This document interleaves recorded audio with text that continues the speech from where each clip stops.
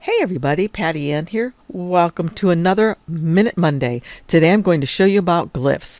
I've already typed in my name using the Samantha font, which I'll have a link for down below.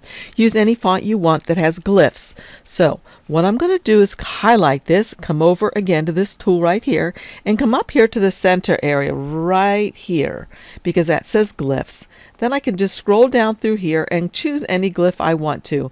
So if I want to put a fancy letter E on the end of this word, these are in alphabetical order, and I can just get the E.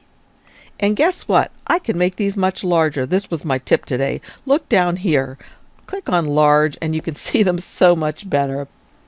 Get a fancier E. Click on it and it brings it in. Ungroup the large name. Take this E and delete it, and then bring this E right in there and make it larger so it'll fit nicely. And once I have it situated as nice as I like it, then all I have to do is take all of it, right click and weld.